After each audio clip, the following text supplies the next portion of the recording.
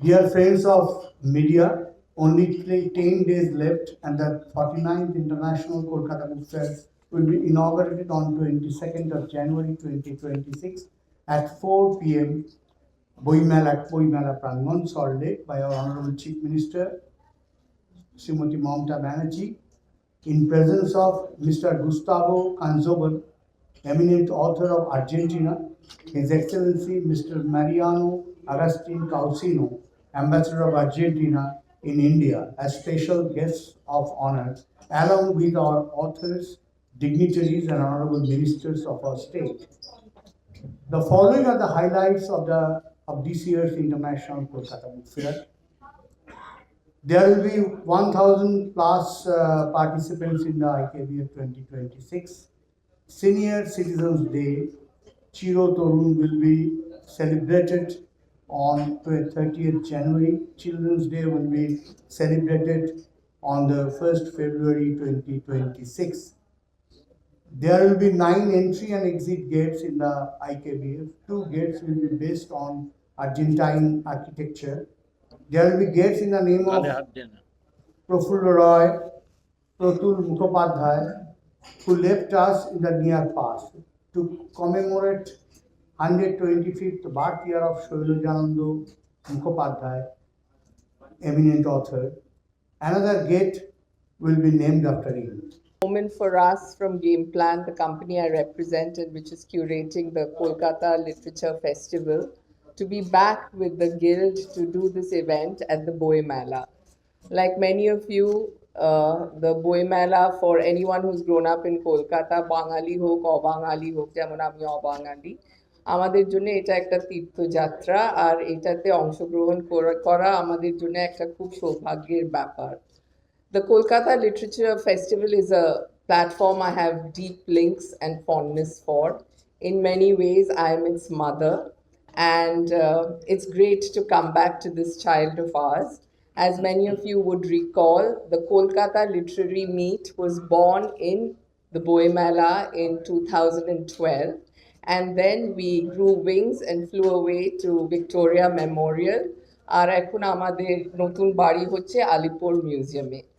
আর তার সঙ্গে এখন Kolkata literature festival is again coming back to us, and we are honored and absolutely delighted. I thank Tridip Da, Sudhanshu Da, and all the people around for having us back. 1996 সাল থেকে বাংলাদেশ অংশগ্রহণ করছে।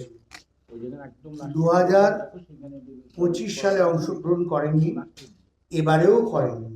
আপনারা বাস্তব পরিস্থিতি জানেন, আমাকে মুখ দিয়ে কোনো কমেন্ট করাবেন না। সুতরাং আমি এই বিষয়ে কিছুই বলবো না। কোনো জায়গা থেকে কোনো সবুজ সংকেত আমাদের কাছে আছে, এইটুকু শুধু বলছি।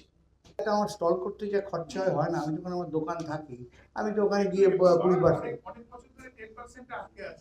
এটা একটা নিয়ম রয়েছে। এবার নানাভাবে সেটাকে কি আপনারা রিকোয়েস্ট করছেন, কিন্তু একটা একজন প্রকাশক, সে বেচারি একটা স্টল দিয়ে তার খরচা, সেখানে আলাদা একটা উইং করতে হচ্ছে, সেখানে লোককে রাখতে হচ্ছে, কি করে তারা দেবে? আমরা বলা মানে তো প্রকাশকের উপর চাপ দিয়ে দেবো।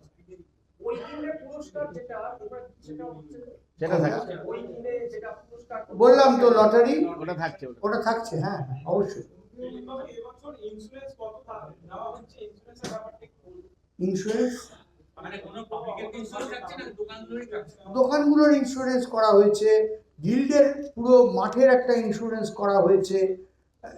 যেগুলো থাকার, আমাদের ধরুন ফায়ার এবং ন্যাচারাল ক্যালামিটি, যে সমস্ত ইন্স্যুরেন্স সবগুলোই করা হয়েছে। মানুষের কোনো insurance,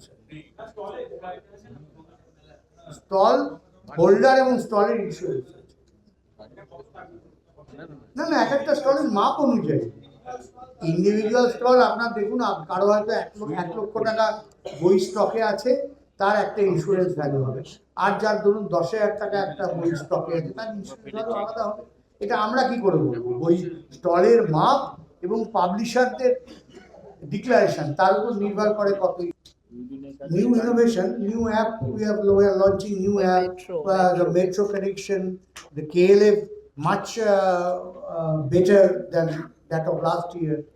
New authors, world famous authors are coming. So there is a lot of things. যা বিজ্ঞাপন থেকে আরম্ভ করে সর্বত্র লিখে দিয়েছি যে কোনো সংগঠনকে আমরা জায়গা দিচ্ছি না, সংগঠনের মুখপত্রকে দিচ্ছি। ধরুন সিপিআইএমকে আমরা জায়গা দিই না, আমরা গণশক্তিকে দিই। তৃণমূলকে আমরা জায়গা দিই না, জাগবাংলাকে। তেমনি বিজেপিকে জায়গা দিই না, বিশ্ব হিন্দু বার্তাকে। এটা হচ্ছে জনবার্তাকে।